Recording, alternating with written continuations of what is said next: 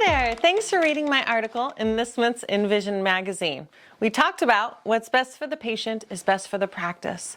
And this is a really strong philosophy to manage your practice by. It allows for us as practice owners to really filter through the options available to us, because there's a lot of them out there, but allows for us to strictly focus on what is really best for the patient and best for the practice. Now, I want to be super clear.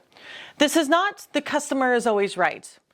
I don't think the customer is always right. Actually, I know they're not, especially in eye care. I've seen people do really dumb things when it comes to their choices and concerning, their eye care and their vision.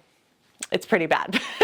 But understanding that the best thing for your patient often is also the best thing for you to run your business is a total win-win. So I encourage you to reflect upon many of the daily habits and routines that we have in the optical to see if they're actually what you're doing is really best for the patient and best for the practice. And if not, then try and seek an option where both of those are available. Now let's go back to the article when I was talking about my Aunt Sue who lives in Indiana and how she had a pair of glasses that she absolutely loved.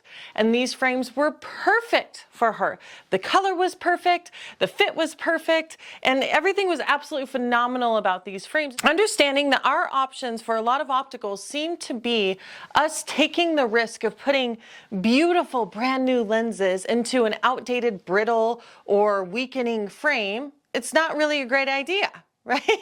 But on the flip side, what was our other option? Forcing the patient to buy a new frame when they have been lucky enough, like my Aunt Sue, to find the frame that they think is perfect, that they love so much, and they're willing to try new ones, but they just haven't found anything. Well, now with this option that I talked about in the article, we can let them keep it. Why? Because you have the option to go about offering to the patient the ability to pay for a frame, their frame to get refurbished and customized, and so much more. So I'm going to show you an interview that I had with the very brilliant Tiffany, self-proclaimed master tinkerer, which she is, and the creator of Northwest Frame Repair. And this interview will take you through some of the brilliant befores and afters that Independent Opticals have had her create. Her and her team are genius. And then with this interview, you can also see all of the different opportunities and options that I didn't even know were a thing. So you can have the opportunity to wow your patient. So make sure that you're providing the level of care of what is actually best for your patient and what is best for your practice. So enjoy this Talk Nerdy to Me Experts episode, and I will see you in next month's Invision Magazine. Enjoy the interview. Be able to tell their clients or customers, patients, yes. Yes.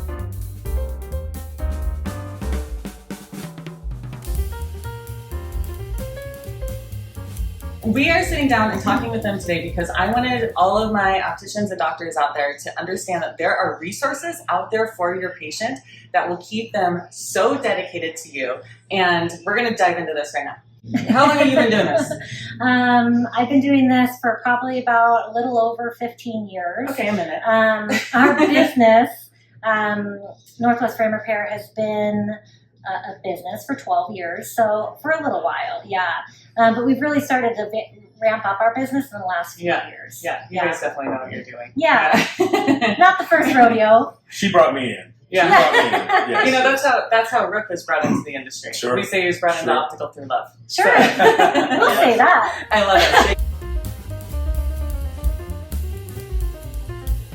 it. Okay, so what is the most popular modification that you guys do? Nose pads. I love it. It is nose pad adoption. So what that really entails is modifying the bridge fit so that clients have a frame that fits appropriately. Maybe if they've fallen in love with a frame that does not fit the bridge properly. Yes. And so we offer quite a few bridge modifications to fix that kind of fit issue. Okay. And we work with opticians to determine what that is. Some opticians know right out the gate what they want, and then some need a little help in deciding what will fit the patient properly. Right. So, Well, I mean, before I met you, I thought the only modification was adding nose pads. Sure. Right. Which you guys obviously do. Yeah. But I was so impressed about your other things. Yeah. So talk about the other things a little bit. The other modifications. Yeah. So we do an acetate buildup pad in 4 different fits or styles. So essentially the way that normal bridge buildup is on the acetate frame is completely removed, smoothed out, and then a new profile is added to the bridge. Interesting. So you take it all the way down, take that All the way entire down, polish curvature it, area. make it look like it was made that way, and then add a different profile. Genius. And that was the most impressive when I started seeing some of your work, is that you can't tell it was modified. It looks perfect. Thank you. Yeah. We pride ourselves on that, and we want it to look like it wasn't modified and that it came originally that way. They're all brand new frames, usually higher end frames, Mhm. and so you can't provide that surface to those kind of frames unless it is presented in that situation. Absolutely. Yeah, and the majority of our bridge modifications, like you just mentioned, come from opticals who are sending in brand new frames for modification. We can modify any frame. It doesn't have to be new. We work on any and all eyewear, but the majority of those come in from opticals specifically because they're upselling their client, because their client is in love with that frame and they know maybe it doesn't fit them perfectly, but hey, we can do this. Gives we them can an offer option. That this. is a huge, that to me is like the biggest thing out there, because I have a very difficult fit bridge, and there's so many frames that I think are so darn cute, and when I put them on, I'm just like, Right. And then after I heard what you guys do, I was like, oh my gosh, this opens up a whole new world. Yeah. Holy cow. It And really when you're does. in love with the frame, I mean, my collection of, it's really a sickness, really, of frames. I mean, you have a collection as well. It's the same sickness. Yeah. My collection of Contagious. my collection of frames, I mean, would be so much more vast, because there were so many that I'm like, oh, if only. I say And that it's all brilliant. the time because of the fact that not every frame fits everybody, and not just in the bridge, but it's too wide or it's too deep of a frame for someone or whatnot. So I would probably own hundreds of frames, but I'm really particular about fit. So it's got to fit right. You want somebody to have the frame they want. You know, it's like, otherwise they have to go for their second choice. And if you can enable them to have their first choice, Brilliant. you know, you're not only making the sale, but you're giving them what they actually wanted. Yeah. You know. Which we're all about giving the client what they want. And that perception of customization, you know, it's made just for me, and it's going to fit amazingly. Right. Yeah. What are some things when it comes to the like nose modifications or the bridge modifications that they like are difficult to, I guess, convey to the opticians? Like, are there little things that you're running into? The buildups that we're talking about are not adjustable.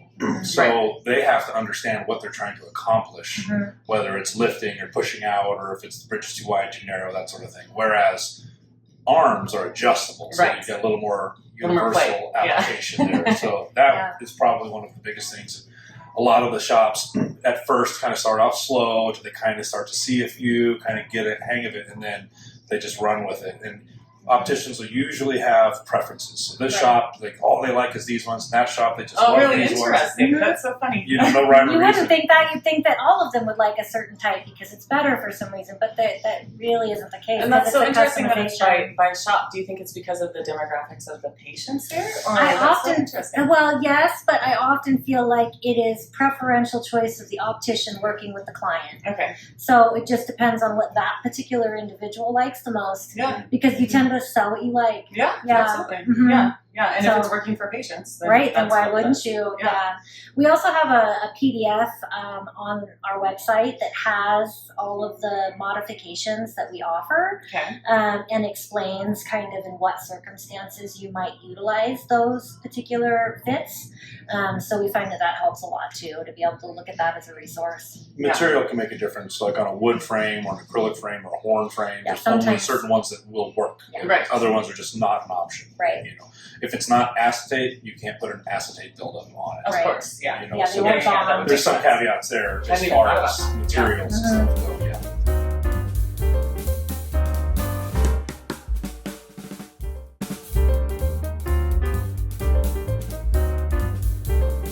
Well, I love that you kind of mentioned repairs. So, you know, so many times when patients come in with a broken frame, you know, it's a good opportunity for the optician to be able to sell a new one, obviously. Yes. But I remember it was like one of the very first opticals that I ever worked at, and this little old lady came in, had the most beautiful vintage frame, so beautiful, and she came in and her frame had broke, and she was like, "Do you have anything like this?" And it's, couldn't even get close. It was fascinating, right, beautiful. yeah, And her amount of heartbreak that she just couldn't find the same type thing, and we special ordered in so many things like for her because she was just such a sweet thing. And like, I think back to when I met you, I was like, oh my gosh, I totally could have helped Sherry. yeah.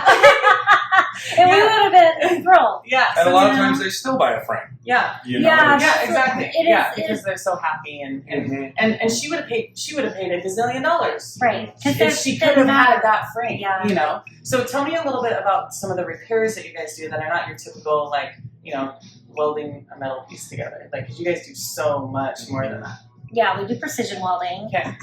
We also do old school soldering, but I only do that for like vintage cable temples, for example. Interesting. Okay. That is the only time we do soldering. The rest of our work with metal is precision welding. Hidden hinge, which is something that's kind of been around a long time too. So any plastic frame that needs a hinge pulled and resunk because it's broken, that's very common for us. Yes. We commonly do plastic mending, so if it's a plastic frame, an acetate frame that's cracked or broken, we can bond it back together, and we do use a stabilizing bar so that it has extra security going forward. I don't know how many patients I told, like, I'm so sorry. Yeah. I'm so sorry. There's nothing I can do. It's a plastic frame. Right. And it's, you know, out of warranty. Yeah. And it's all these other things. Like, to be able to have that offering for your patients Yeah. is stinking fabulous. That's Yeah. why I love what you guys are doing so much. Thank you. We do a lot of really weird one-off stuff that isn't your hinge Yeah. broke welded kind of thing, but chunks What? missing, weird Horns. scenarios where we have to really get thinking and we mill pieces and do a lot of Yeah, fabrication. fabrication.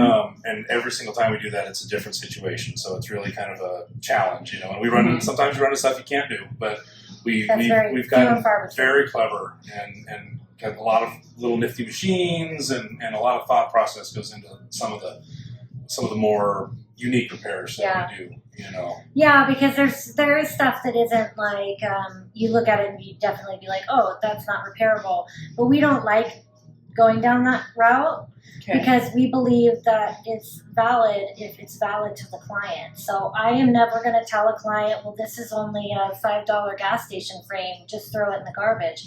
Because if to them it's more than the $5 gas station frame, that's all I need to know that it has the value, right? Because I'm not going to put a value on someone else's item. Or if it's their grandmother's frame Yeah. and the value is not applicable. Right, You know, it's they're just sentimental. like, what can you do? Yeah. Yeah. I say, well, it's going to take some time and some effort to figure this one out, Yeah. but you know, I think we can come up with something. Well, and in those scenarios, I mean, the heart attachment that those patients have to those frames, Yeah. like I said, I mean, not that they're going to pay, you know, $1 gazillion, but they're willing to pay to have that Yes. thing. We just you know? had a client drove up from California. Okay.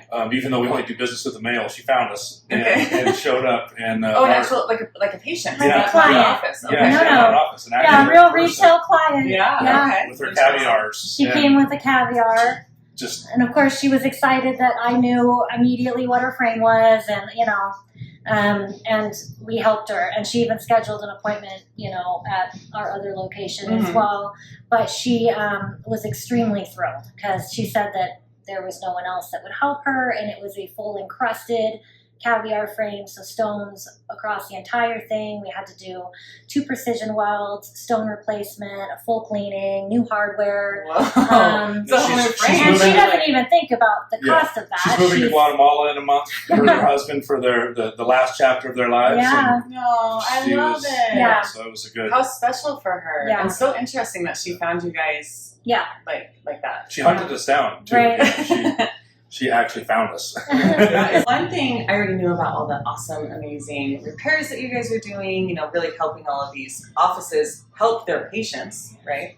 And what the funny thing is, offices, when I was talking with some offices about it, the first thing that kind of comes up as, kind of the naysayer questions kind of thing is, well, we want to sell them a new frame, and absolutely. And I love that you hit on earlier how, so many times when you're there for that patient and fixing this frame, it often leads to another sale. Leads to a sale. Yeah.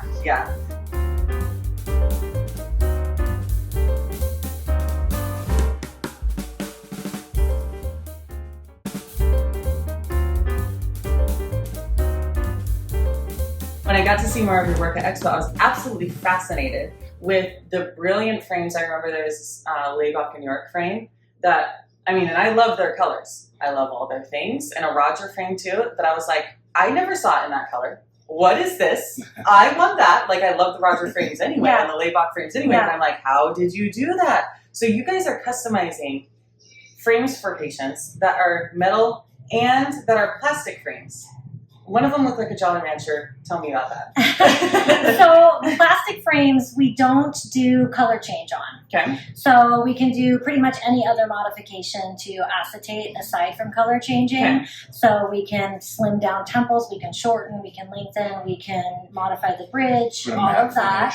We can do a matte, a shortening satin. the temple on Yeah, Of course you can. because that's commonly an issue, right? Because it's way too long for the shorter people. Thin them, you know, if uncomfortable, all kinds of weird sometimes there's hearing customizations. aid issues, collision, where maybe they've gotten a Laibach that's really thick and it's uncomfortable. Hearing aids. Colliding Hearing aids is a back big there, one, too. yeah. Thin them for fit with Exactly. hearing aids. Yeah. That's genius. And I then hadn't even thought about The that. Roger frames, any metal frame, doesn't matter what type of metal it is, we can powder coat. So we do custom powder coating. We have hundreds of colors that we keep in stock, and you can also special order colors as well for an And they're additional fascinating. charge. You need to see all the colors. They're so cool. I mean, you can really customize your eyewear. So we do that. I mean, all of the repairs we do, we're doing every day and really focused on making sure they're done right. So we're not the kind of place, and there are other repair places throughout the United States, but generally they're kind of like they're trying to get it in and out quick for someone, you know, which is understandable. Yeah. We want a quick turnaround time too. But we're really focusing on making sure it's done really well so Yes. that item is going to be usable for a good amount of time. And Yes. it is, you know, special for that client. Tell me how you made it into. You made the one frame, and I swear it looked like a Jolly Rancher. It was so beautiful. So those really like pop bright colors Mhm. that we do, really it's just a two-step process of putting down a color that really pops the top color so that the Oh, color that's put on interesting. as the final color is really intense and vibrant. Cool powder colors. Our Yeah. supplier does, yeah. Yeah, and then there's certain ways that you can combine powders in the two different layers to create different Effects. end results. Yeah. The possibilities Yeah. are endless. Yeah. I love it. I love the color fun. Yeah. I love color.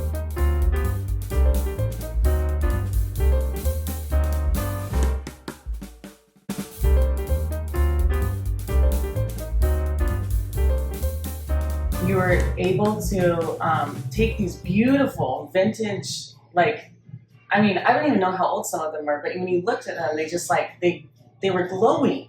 Like they were brands thinking you knew that they were so vintage. So talk a little bit about that. What I really, really enjoy doing is what I consider a vintage modern combination, which I would like to think is kind of my persona in a nutshell anyways. And As you can see, she was meant for this.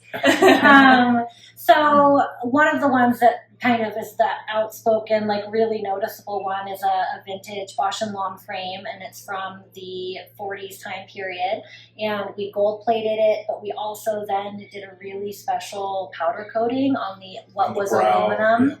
Yeah, so the brow and the arms are aluminum, which is not something we're capable of plating. So instead of doing that, we just kind of went this whole new route with the powder coating. And so it brings the kind of old and new together and creates kind of a whole new vibe, in my opinion.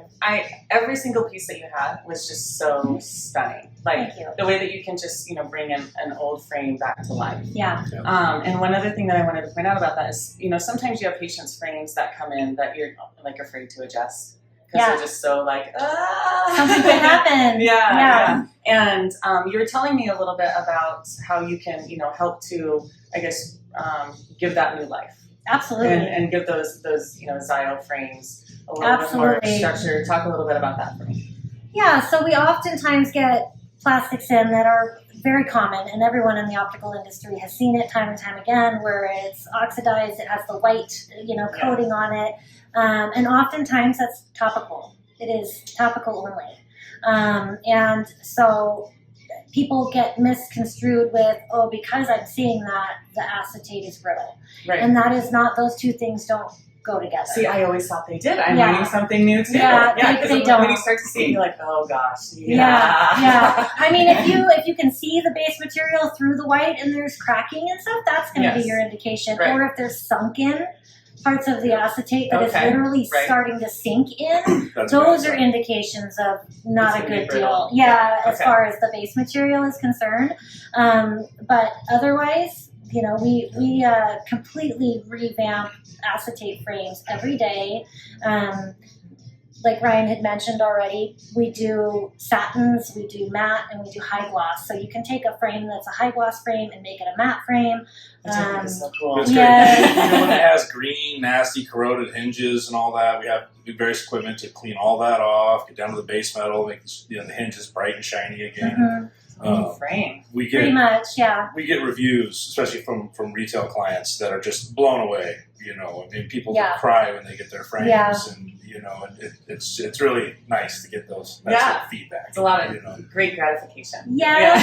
Yeah, so you know it happens more often than we even see, but we do have we have great reviews. You can go online and look those up. Hundreds Yeah. at this point. I love it. I love And it. very unexpected, just people opening a box. They think, oftentimes they're like, I'm taking a chance, I'm shipping something off, and who knows what's going to happen, And then they get it back, and they're just awestruck Oh, I by love what it. they Dog receive. chews is another great one that Yeah. people are like, they think they're done. No, we'll bring them back. We'll bring 'em Oh, back, interesting. you know, The great thing is that gratification that you guys have from making that repair, the thing that I want to really stress to the people watching is that you can be that resource for your patients. 100%. Right. So offices, you guys have a gazillion offices that you're working with now. And with those offices, like as the optician, for me to be able to tell that patient, you know what, I don't know what we can do with it, but let me take a look. Let me see what we can do. I have, the best lab. You could send these off and you can be that resource for Right. your patient to Yes. make that happen. It solidifies that relationship that much more. Yes. Well, it's being the face, because we don't even mind if you don't mention us at all. Yeah. You can be the 100% face of that if you'd like to be. You can just say, yes, we're happy to help you with this. We'll take care of it. Yeah. And then they don't have to know that even. Oh, yeah. We're not over here saying, Oh, no. Yeah. spout our name.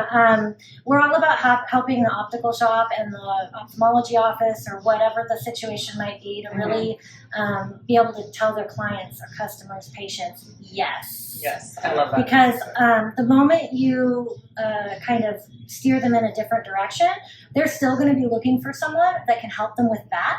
And if they get help somewhere else with that, You're lost they're the going client. to stay where they were helped, Right. right? Right. So I've seen that many, many, many times. And so to kind of capture that client with the ability to say, yes, we can help you with that. What else can we help you with? Mhm. Opens that door for that sale of the frame and that loyalty, Well, because no one yeah. else would help them. They You're already gonna be went the to 5 resource other for them. places and they said no. Mhm. So for you to be able to say yes is a big deal. Yes. And it might not be on the optical side of things, but it is to that layman, that person who's like, this frame is special to me. Right. And everyone else keeps saying they can't do anything and I'm heartbroken over it, Yeah. To then look at someone and say, the answer is yes, we'd love to help you Yeah. with that. Let me see what we can And do. what else Yeah. can we help you with? Yeah. Yeah. We're not miracle workers, but we're pretty darn close. Yeah. At least give it a try. Yeah. What do you have to lose when it's already broken? Yeah. What do you have to lose when it's already damaged or unwearable? Mhm. It's like, what's the harm? I love it. Yeah. I love it.